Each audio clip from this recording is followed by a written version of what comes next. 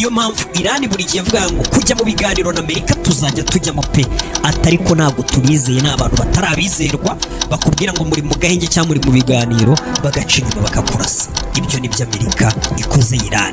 Leta zunze ubumwe za Amerika zacunze Iran irangaye yiraye byitwa ngo bari mu gahenge, Amerika itirasa ibyambu by'ingenzi Iran ikoresha isohora amavuta ijya kuyacuruza hanze y'igihugu, ndetse aho hose no mu minigo y'ingenzi no mu mijyi y'ingenzi Amerika isi harasa. Amerika igiye gutangaza imaze kurasa aho hantu, niyo yari bitangije yahise itangira kwiregura ivuga ngo ngo kiriya gikorwa twagikoze ngo turi kwirwanaho, ngo turi kwitabara. ihita inarenzaho ngo ikindi kandi ntago agahenge karangiye, kara ni akari gaciyemo ariko agahenge karacyariho. Iyo ni Leta Zunze Ubumwe za Amerika, ubundi iyo niyo Leta Zunze Ubumwe za Amerika ya nyayo. Kuba muri mu gahenge, kuba muri mu biganiro bagaca inyuma bakagukubita, bagahita banakubwira ngo yanga agahenge karacyahari, kara ni akantu gato kari gaciyemo. Donald Trump we rwose arabyivugiye mu magambo yaravuga ati kubibaza nimba agahenge kavuyeho ntabwo dusubiye mu ntambara na Iran, ati kara ni nk'akantu kari gaciyemo nyine ko kubahwitura, ariko nyine twari turi kwitabara. Ukababaza ngo bari bari kwitabara iki, ku buryo bahita bajya kurasa ku byambu by'ingenzi bya Iran mu rwego rwo kugira ngo bakomeze bacogoze Iran, bayice intege, ibone ko bijyanye n'uburyo bazajya bacuruza amavuta yabo biri bugorane, mbega bakomeze bayica intege kugira ngo na bino biganiro batume Iran biza. Urumva kujya mu biganiro umuntu ameze neza, igihugu cye kimeze neza, ahacururiza ameze neza, hari ukuntu umuntu aza mu biganiro yaniyemeye yishyize hejuru.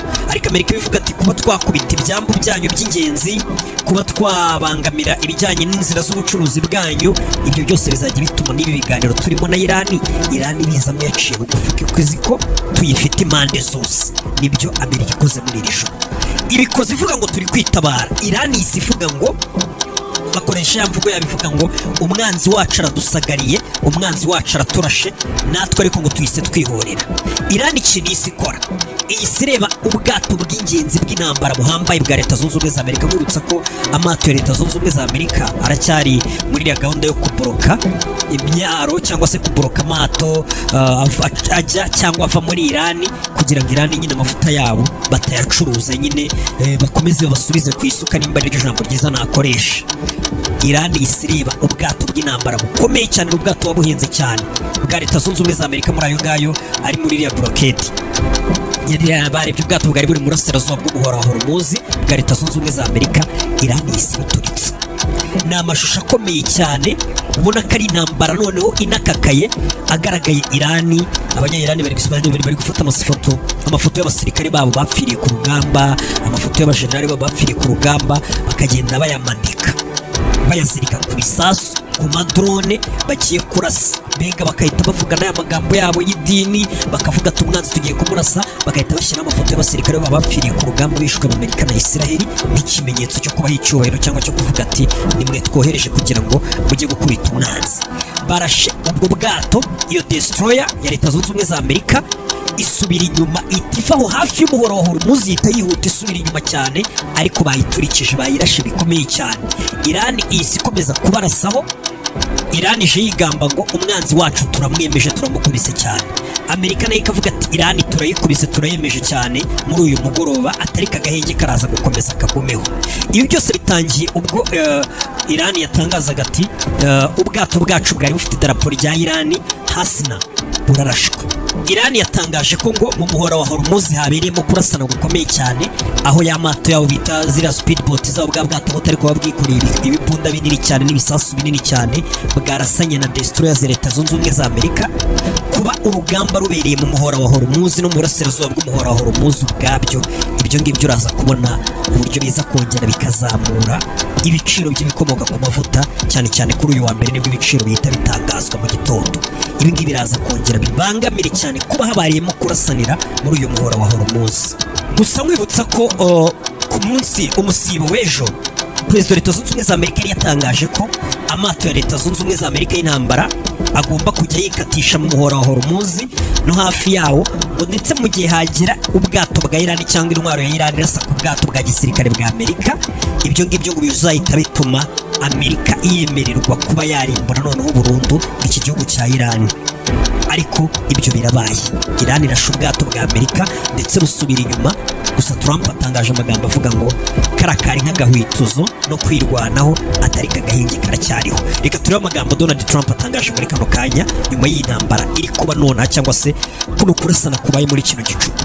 Donald Trump mu nyandiko asohoye muri kano kanya ubu nona hano mfite imbere yanjye, we atangaje amagambo asa nk'avuguruza iby'Iran ivuze. Ni Iran iri guserebura ibitangazamakuru bya Iran n'ubireba, wenda nawe uraza kugenda ubibona cyangwa se turaza no kugenda tubigarukaho mu bindi biganiro. Iran iri guserebura ivuga ko bakubise amato ya Leta Zunze Ubumwe za Amerika yari ari hafi y'umuhora wa Hormuz n'andi yari ari mu muhora wa Hormuz, bayarashe kandi ayo mato agasubira inyuma. Bavuga gatatu ariko ko ubwato bumwe bwo baturikije cyangwa se bakomerekeje bikomeye cyane, bwasubiye inyuma. Gusubira inyuma bwo pe ubwato bwa Amerika baburashe burahunga. Ibyo byo ni ibintu byagaragaye, gusa Trump we asohoye inyandiko ibyo byose ibivuguruza. Kadusome inyandiko Trump yanditse. Trump avuze ko nta bwato bwa Amerika bwigeze bwangirika, ahubwo Iran ariyo yonyine yangiritse bikomeye. Iyo ni inyandiko isohowe na Trump ku rugamba rubaye muri rino joro. Trump yanditse ati amato atatu y'intambara ya Amerika yo ku rwego rwo hejuru, ano bita destroyers, mujya muyareba. Ati aya mato yacu yanyuze mu muhora wa Hormuz neza cyane, nubwo bayarasaga nta kintu na kimwe kigeze cyangirika ku mato yacu. Ati ibyo ni byabaye kuri ayo mato yacu atatu ya gisirikare. Nimba mato na mato manini abayikoreye ibibunda bitabaho, izi destroyers ntago ari amato ni ibinyamaswa. Trump yakomeje avuga ngo ariko abarwanyi ba Iran bo twabangije bikomeye cyane muri uru rugamba rubaye iri joro. Ati abarwanyi ba Iran turabarimbuye burundu, ngo hamwe n'utwato duto tw'intambara twabo ari two bari gukoresha ngo dusimbure igisirikare kirwanira ku mazi cyabo, kuko cyo twamaze kugisenya burundu. Twato nyine turabita ngo na speedboat ya Iran nyine twato duto. Ati utwo twato duto twabo na tw'ijoro twaturashe turarohama mu nyanja, twabikoze vuba kandi neza cyane. Iran yaturashe misile barasa ku mato yacu y'intambara, ariko izo misile baturashe twazihanuye byoroshye cyane, ngo na drone Iran yohereje ngo zize kuturasa nazo twazirashe turazimanura byoroshye cyane. Ati twazitwikiye mu kirere, drone za Iran zaguye mu nyanja neza nk'ibinyugunyugu biguye bigiye gupfa. Bakomeje bavuga ngo uyu ni Trump mu nyandiko ye. Ati Trump yakomeje avuga ngo igihugu gisanzwe ati igihugu cy'Iran cyakabaye cyararetse amato yacu akanyura mu muhora wa Hormuz, cyangwa se bakagombye kureka ayo mato yacu barashe agaca mu muhora wa Hormuz. Atari Iran si igihugu gisanzwe, ati ni igihugu kiyobowe n'abasazi. Muri Donald Trump uvuga ngo Iran impamvu ari igihugu kiyobowe n'abasazi ngo nuko bataretse amato y'intambara ya Amerika ngo yisanzure aca mu muhora wa Hormuz mbega akora ibyo ashaka. Ngo kuba batinyutse kurasa amato ya Amerika nibatuma akora ibyo ashaka, ngo ni ikigaragaza ko Iran ari igihugu kidasanzwe kiyobowe n'abasazi. Ntabibazo ibyo kintu ariko mbega Trump kugira ngo yemere ko igihugu ari icy'abantu bazima, nuko bagomba kumureka agakora ibyo ashaka akisanzura n'amato ye bagasagarira nyine ariya mazi ya Iran. N'iki nibyo byari kugaragaza ko ubuyobozi bwa Iran ari bazima.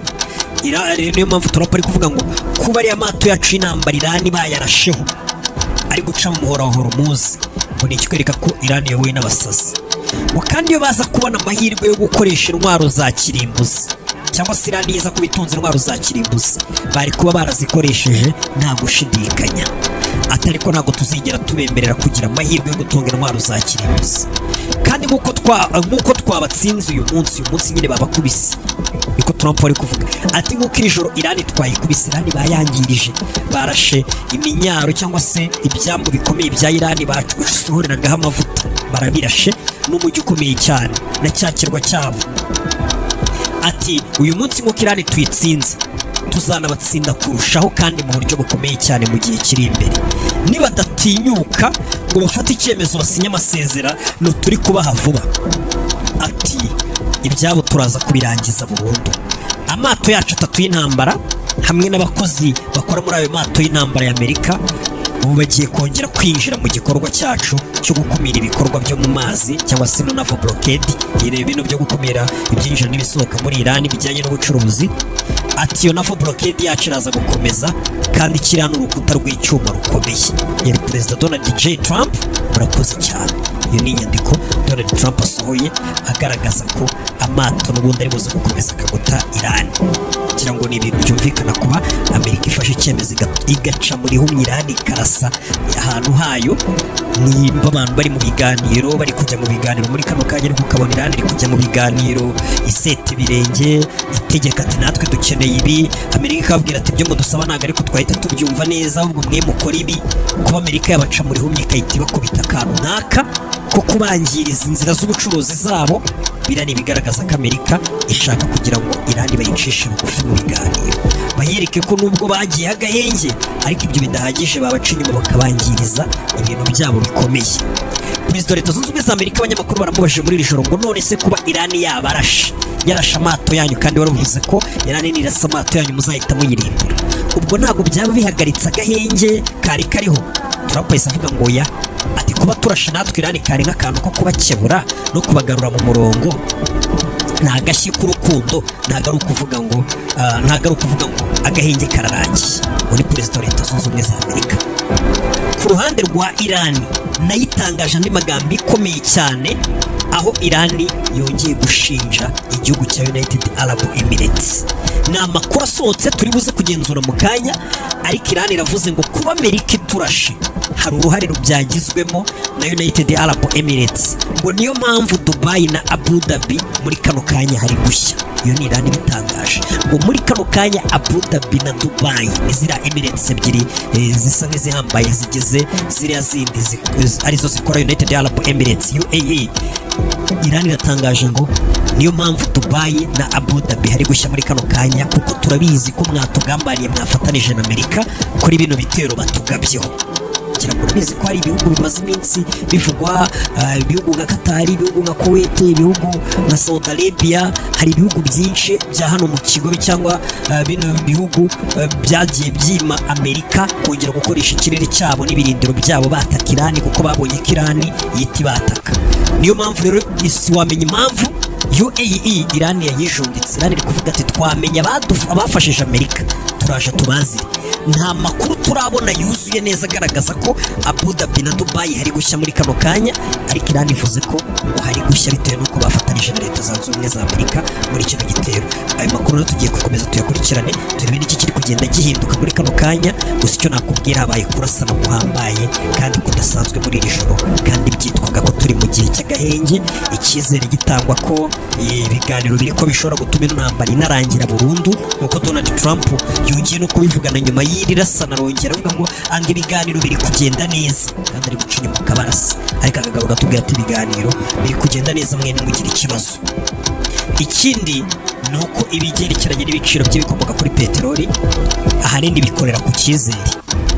Niyo kugira ngo ko bikorera ku cyizere, niyo batangaje ngo Trump ari mu biganiro na Irani kandi biratanga icyizere, urabona ko ibintu biri kugenda neza. Niyo amato yaba atanyuze mu horohoro muzingaza n'amavuta, ariko ibiciro ku isoko hari ukuntu bihita bigabanuka by'amavuta, bisa nk'ibikorera ku cyizere nyine, ubwo bahita bavuga ati amavuta agiye kuboneka. Ariko nk'uko nguko barasaniye noneho mu muhorohoro muzi yabereye urugamba rudasanzwe, Amerika ikarasa ibyambu bya Irani ikarasa amato y'intambara ya Amerika, uzaba wumva guhera ku wa mbere ushobora kubona ibiciro byongeye bikazamuka bigatumbagira bikagera ku rwego rwo hejuru. Ibyo ngibyo kandi umenye ko ibihugu muri kano kanya byinshi ku isi bibayeho biri kurondereza amavuta bifite. Niyo mpamvu ujya kubona ukabona ibihugu biri gukangurira abaturage ati rega mutangire muparike amamodoka yanyu, mutangire mugende mu mabisi, mutangire. Ibihugu byo muri Aziya byo biri kuvuga ati abakozi ba leta namwe mugiye mu bisi, ikindi abakozi ba leta mutangire mukore iminsi nk'itatu mu cyumweru cyangwa ine mu cyumweru, indi minsi muyikore muri mu ngo zanyu, mu rwego rwo kugira ngo igihugu kibashe kurondereza ibikomoka kuri peteroli biri mu gihugu, kuko igihugu kiba kibibara kikabona ibisigaye, bakavuga ati rero kugira ngo abantu babyangize mu ngendo ibyo bikomoka kuri peteroli, hari akandi kazi gatuma igihugu gikomeza kugenda mbere cyangwa se gikomeza gufunkisiyona. Ibyo ariho hazakoreshwa ibyo bikomoka kuri peteroli kurusha uko umuntu yaba bikoresha mu ngendo ze za zindi zacu, ngiye aha ngiye gusura uyu, ngiye kunywa kamwe, ibintu nk'ibyo ngibyo nyine uri kubyumva.